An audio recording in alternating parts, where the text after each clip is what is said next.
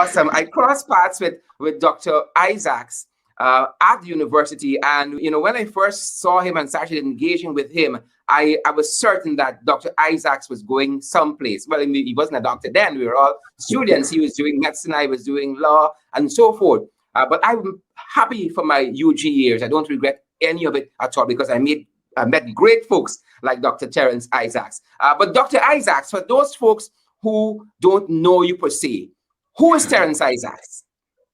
This is a thoughtful question, and I almost sometimes get stuck when I'm asked it. But I'm going to go with this explanation or a little synopsis. So first and foremost, I am the proud son of Gus Davis and Grayson Isaac. So that's the first and most important bit.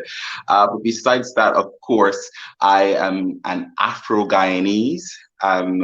I am a medical doctor at present. I'm an author.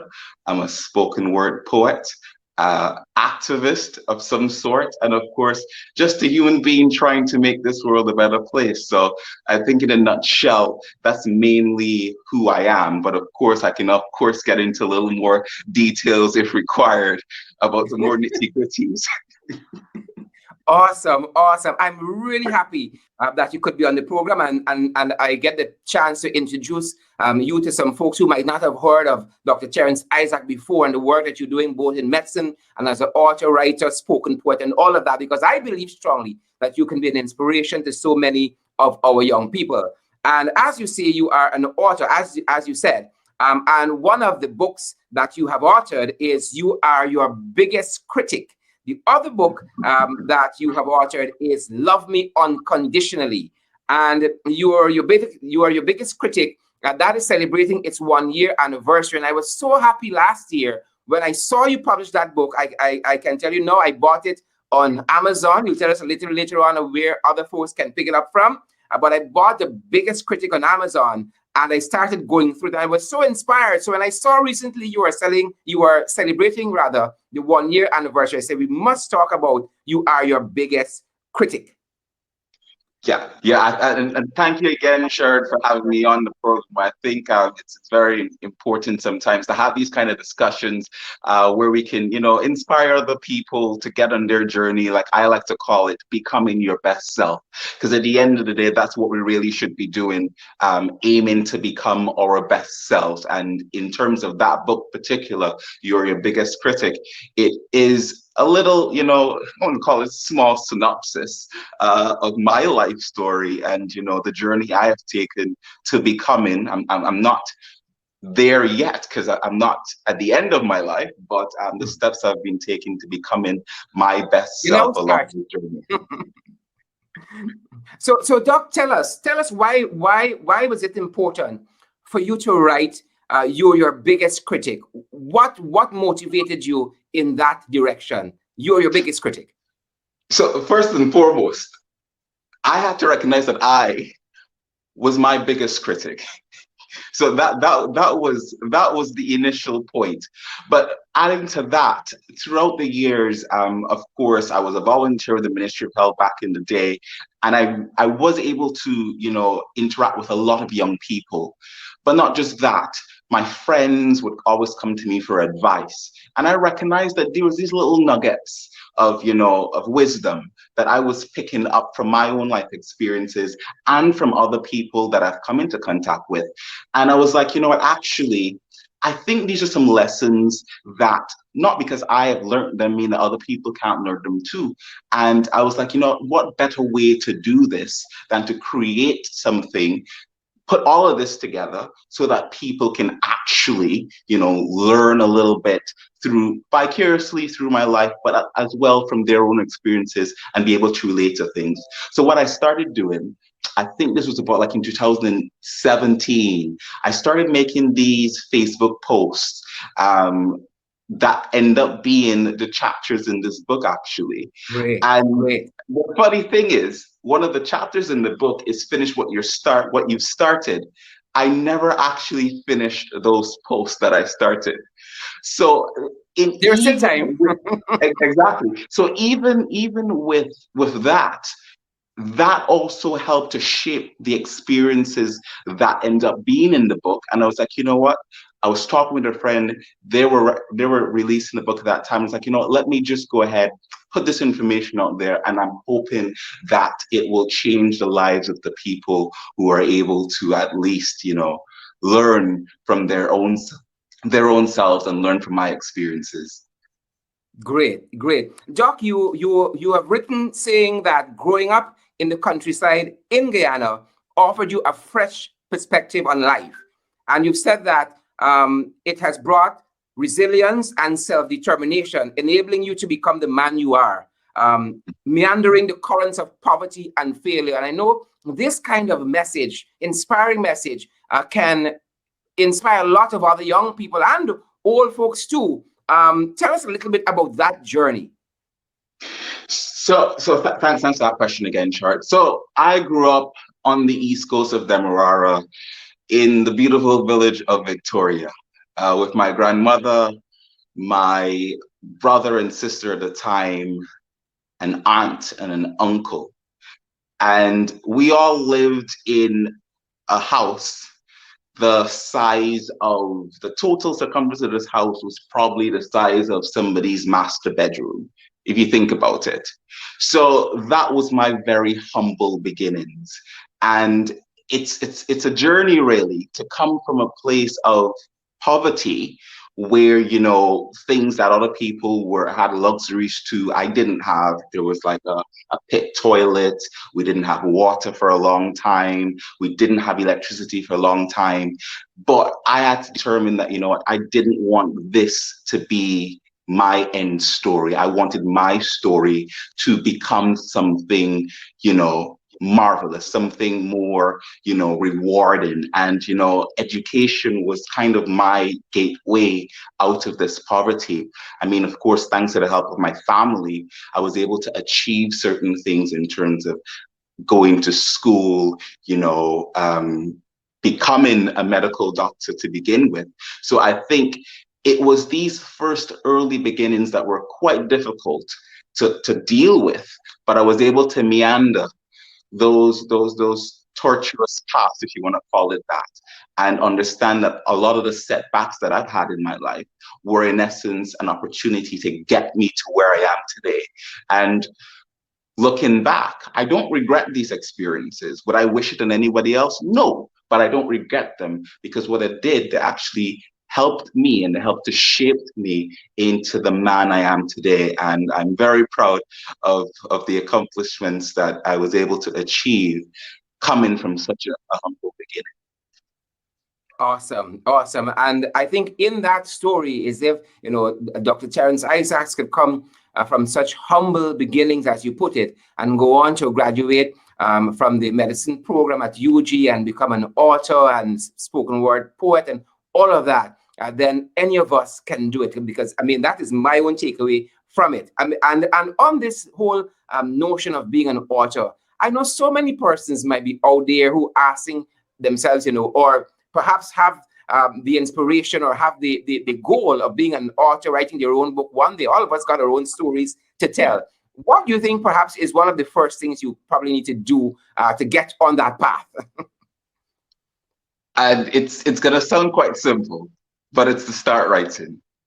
More than anything else, start writing. You're traveling in the bus, you're chilling on the veranda, you're watching television, you're talking with a friend, and something pops into your head. We're all in technological age now, so a lot of people have telephones or mobile phones. Pick up your notepad and your mobile phone, type whatever comes to your mind. If you're at home and you have a notepad, type whatever or write whatever is coming to your mind. And you'll be surprised the amount of information that you would actually put down either on paper or that you would put down in a note on your phone or laptop or whatever, that can then shape. It can be, in essence, the skeleton of what can become an amazing, a bestseller, or whatever it is. But at the end of the day, while you're doing that, you still have to be authentically you, because at the end of the day, you want to be able to express yourself in its truest form. So by doing that, people are going to relate to you. People are going to understand where you're coming from. They're going to understand your experiences, and they can use you as an inspiration as to, hey, this is something that I would want to do. So by all means, I will tell anybody that wants to write something or think that they have a story to share, just start writing. Great. And this first book, You Are Your Biggest Critic, for me personally, it is a cross between an autobiography and a kind of a self-help, how to lead yourself, leading a better life, how to overcome. To me personally, that's how I received its message. And then you have this Love Me Unconditionally, which is one that I haven't read as yet, but one person on Goodreads who read it, one Anna Gonzalez, said that this is the first book by this author that she has read. She said it has a lot of good poems. She goes on to say that I have quite a lot of quotes that I have highlighted because I really like it. I think it was such a good book about love and definitely showed the process of it. They were poems of heartbreak and unconditional love. It shows the process, what the process is like to be in love. And I love books of poetry like that. That's what Anna Gonzalez said, which makes me want to go and buy this book tonight when I finish this program. Well, actually, I haven't been on Goodreads for a minute, and I'm actually it's first time I'm hearing about this, so that's even more amazing. But I'm almost blown away. But at the same time, I think the takeaway for me, and I wanted people to understand, in writing this is my first poetry collection that I've written, and it's basically talking about my own experiences about love, my entire life, the good bits of it, the things that makes me light up and want to just live forever, the parts of me that makes me want to rip my heart out, but all aspects of love. And I think one of the things that I wanted to get put across in the book is, or the collection more so, is that there are different shades of love, basically. And we need to acknowledge all of the aspects of it. The points when you were the person that was hurt, the points when you were the person doing the hurting, and then how can you use this to just heal? Because at the end of the day, we want to experience love in all of its glory, in all of its beauty. And the only way we can really do that is by healing. And that's what a lot of my poems in the book really try to bring across in terms of, dealing with the heartbreaks, dealing with the happiness, and how do we heal? How do we get to the point where you can love yourself and love someone else unconditionally? Awesome, awesome, awesome, Doc. In wrapping up, tell us where we can pick up these books from. I know I got mine on Amazon, and that is a good place. Where else might we be able to find these? So definitely, thanks for that. So definitely, first and foremost, at the present moment, because it is the anniversary, last year in the 30th of April, last year in the 30th of April, I released You Are Your Biggest Critic. So on the 30th of April this year will actually be the 1-year anniversary of that book being published. So to celebrate that for the entire month of April, what I've done is to give this book almost not almost, it is a steal deal at 50% off. Meaning you can get it exactly. So exactly for on Amazon, that's the main place you can get it at the minute. Of course, you can also get it at the Book Hub for those people in Guyana, as well as I think. Let me just give me one quick second. It's a Book Hub, and the other place that you can get it at in Guyana is the Between the Covers. Those are the two places that will be having it for the moment. I'm still trying to sort out how else you can get it for people in Guyana or in the Caribbean in particular, besides Amazon. But there is my page. My page is Terrence Isaacs, Terrence D. Isaacs, and you can also find it on my shop there. The price at the minute, it's $2.99 US, which is about $2.99 US. This is for the ebook. You're giving away this book. You're giving away this ebook. It's a steal. $2, $3 US. It's a steal. It's a great book. They are great books. $3 US for the ebook and $8 US for the hard copy or the paperback, which is a steal deal. So It is. until now, until the 30th of April, the book is 50% off. And Yeah.